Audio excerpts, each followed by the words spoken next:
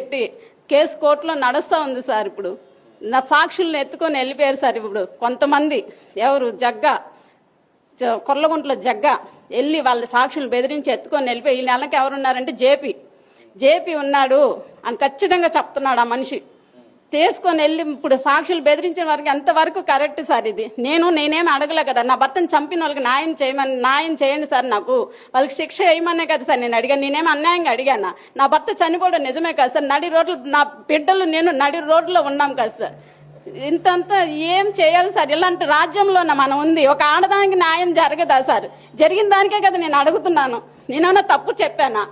నడి రోడ్లు చంపేసి నా భర్తకి కోసం నేను న్యాయం కోసం ఇన్నాళ్ళుగా తిరుగుతున్నా. 6 సంవత్సరాలు అవుతుంది సార్. 1, 2 కదా, 6 సంవత్సరాలు.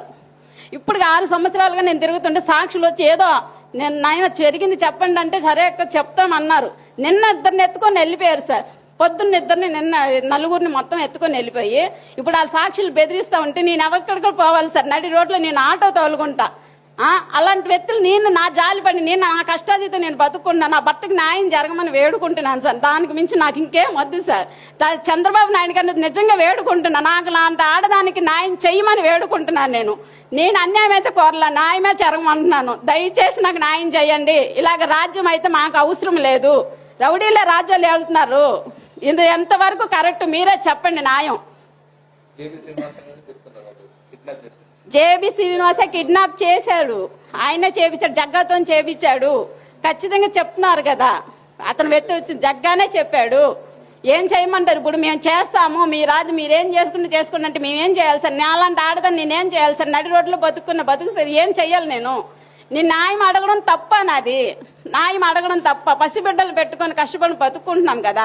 మేమేమి అన్యాయాలకు పోయాము. అప్పుడు నా భర్తను చేశారు కదా, వాళ్ళకి న్యాయం చేయమని వేడుకుంటున్నాను.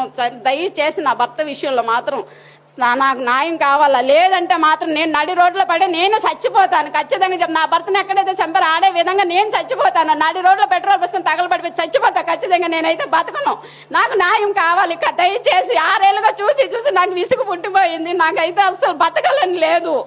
నాకు ఇంత అన్యాయం జరుగుతుంటే ఒక్క ప్రభుత్వం కూడా ఆ రోజు రాలేని వాళ్ళు ఈ రోజు ఎలాగొచ్చి మధ్యలో దూరి మాట్లాడుతున్నారు. వాళ్ళు ఎలాగొస్తున్నారు? వాళ్ళకి మనస్సాక్షి లేదా?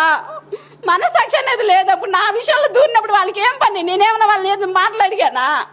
నా విషయమే కదా నేను చూసుకుంటూ న్యాయంగా కదా పోతున్నాను, అన్యాయంగానే పోతున్నానా? నేనేం చేశానైనా అప్పుడు నా సాక్షులు తీసుకెళ్ళిపోతే ఎట్ట నేను చూడాలా? చెయ్యండి దయచేసి. నాకు న్యాయం చేయమని మీడియాను వేడుకుంటున్నాను. దయచేసి నాకు న్యాయం చేయండి. దయచేసి నాకు మాత్రం న్యాయం జరగాలి సార్. ఎంత వేడుకుంటున్నాను.